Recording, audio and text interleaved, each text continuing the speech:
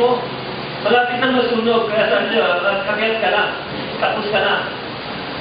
Well done, my faithful servant. At tatapos mo, and not only that, Lord Jesus Christ will give you the crown of victory in His kingdom. 1 Corinthians 3:14 and 15. If any man's word abides, which he builds thereupon, he shall receive a reward.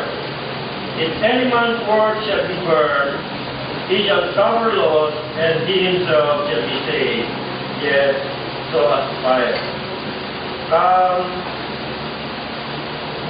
Was the first invitation of Lord Jesus Christ to His disciples. Yun ang muna sinabi ng ating Panginoon sa Kristo, sa kanyang mga disciplo. Sumunod kayo sa akin, come and follow me, and I will make you fishers of men. Tumama ka at tunod ka sa akin at gagawin kitang mamamalakay ng mga tao. Fishers of men. When Lord Jesus Christ was about to go to heaven, He said, go, I am sending you, and you are my witnesses in this world. Kaya kung paiimbitahan ng Panginoon ka, nung pailulubat sa Panginoon, go. And I will make you fishers of men. Go and display you in this world to be a living testimony so that Christ will be known in your life. At the end of the day, Lord Jesus will say, come into my kingdom, my good and faithful servant, and receive your crown. May crown na. And in the future, pagdating ng panahon, kukunin na tayo ng Panginoon, ay madami yung mga nagagala. Kung babasahin ng Hebrews chapter 12, verse 1, nandoon yung mga hall of fame sa spiritual life natin na sila ay nakamali sa atin. Nandoon din yung mga tao na ating kawitnisan. Naalala ko nga yung isang Victoria, isang pastor. Sabi ng pastor, nagdadasal siya sa Panginoon, Lord, ayaw na po. Pagod na ako. Hindi ko na kaya. Halos ako na lahat ang gumagawa. Ganito. Ganon. Madami na siya sinasabi sa Panginoon, Lord, masipag talaga siya sa gawain. Lord, hindi ko na po kaya. Then sumunod sa kanya ang Panginoon. Kung hindi mo na kaya, pumunta ka na lang sa kwarto mo at matulog. Hindi mo nakikita itong mga kaluluwa na nag-chichir sa iyo. Yung mga kaluluwa na nagsasabi, go, bear my cross with patience, bear the cross of Lord Jesus Christ with patience. Yung mga nakakilala sa guide sa iyo ay nandun, nag-chichir sila. Kaya yung pa sa ngayon ay sabi sa Panginoon, Lord, give me some more trials. Some more. Sabihin siya, kaya na niya. Maraming mga pastor ngayon, kung titingnan niyo ay burnout na. Dahil hindi nila ma-bear ang cross na may pasensya, na may pagdadaga.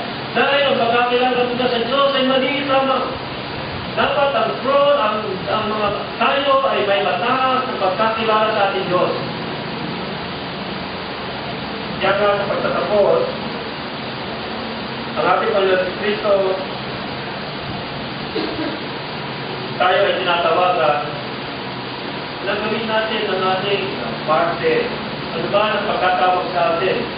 Maglinis man itong flooring na ito, o mag-argue man itong simbahan na ito, ano man ang mag-fix man ang electric fan, ano man ang magtulong ka, ano man ang pagkatawag sa iyo. Walang maliit, walang malaki. Pare-pareho lang yan sa Panginoon. Kung maalala niyo yung matandang babae na nagbigay ng 2 pirita,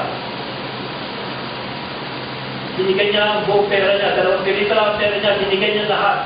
Ikaw magbigay ka ng 10,000 pesos, meron ka pang 1 million sa bangko. Ang mahal ng Diyos ay nagbigay ng 2 pirita. Dahil binigay niya lahat, ang kanyang nasa kanya. Ikaw ay nagbigay lamang na katiting na iyong kinikita. Kaya kung ano man ang pagkatawag sa iyo, gawin mo. Kaya ginawa sa amin ng Diyos, step by step, year after year, ay dinidevelop niya, inuhubog niya ang aking personalidad, kung paano ako sasalita, kung paano ako kikilos, at kung paano ang aking aming pag-iisip. I-develop ng Diyos. God will develop all the things in your life. If you want, kung gusto mo. Kung gusto mo lang. Walang imposible sa Diyos, di ba? Huwag mo sabihin na dahil mahirap. Ano ako sa hirap kaya alam ko? Pero sabi ng Diyos, faithful ka, sige, itataas kita. Hindi ka faithful, sige, diyan ka muna, hanggang maging faithful ka. So, may urgency. May urgency yung pagiging faithful. Kung maging faithful ka na ngayon, paano magamit ka na ngayon? Paano magamit mo kakilala? Discover now the talent or the gift given to you by God. Kailangan i-develop mo at magamit mo para sa ng Diyos. Habang ginagamit mo ang pagkatawag sa inyo, may others in Jesus' name. Ingatan nyo ang inyong paglaban dahil tayo ay pinitin niya ng mundo.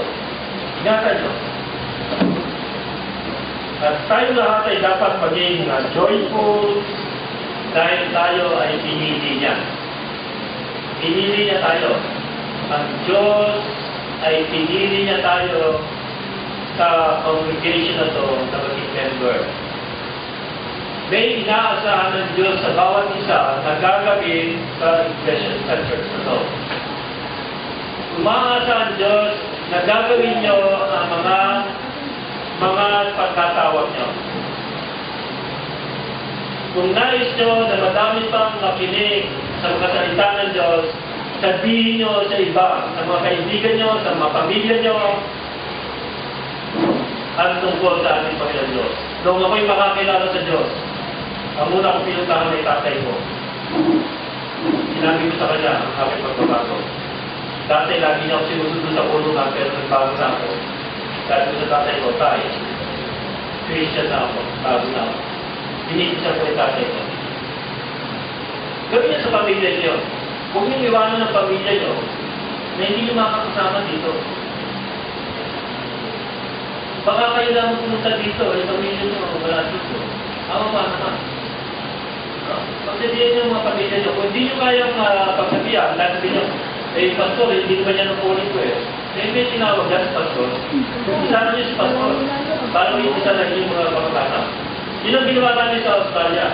Tinrain ko yung tao, yung mga sa Bible study. After 2 years, pag umuwi sila sa Pilipinas, binibigyan nila ang mga pamilya. 2 years na training. Kaya kayo, binibigyan nyo para sa inyong dahil pag mawakan nyo, ang salita ng Diyos, ano sabi ng Diyos? Na kung ikaw ay mananampalataya, if you believe, you and your household shall be saved. So ngayon kayo naniniwala na, ikaw at ang iyong buong sambahayan, ibig sabihin, nanay mo, tatay mo, kapatid mo, pinsan mo, kamag-anak mo, ay maliligtas because of you.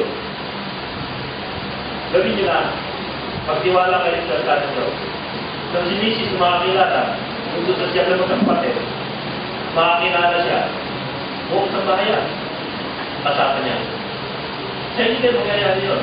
Just believe. Tayo po ay manarami.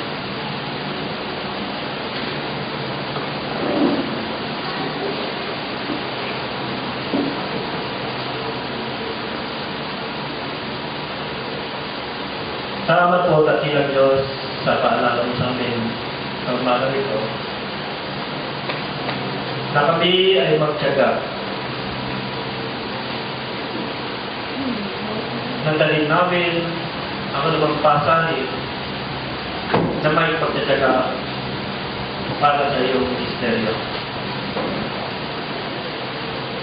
Alam po namin na ikaw ay katulong namin sa lahat ng aming gawain. Alam po namin na kami binigyan mo ng pagtatagumpay sa lahat ng pagsubok na darating sa aming buhay. Alam po namin na hindi mo kami bibigyan ng pagsubok na hindi namin kayang dalhin. At alam po namin na silang Diyos na ikaw ang nag-iingat sa amin sa lahat ng panahon.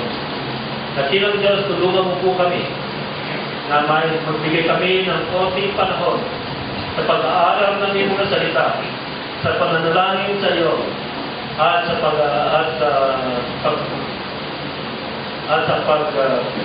sharing the Word of God to other people.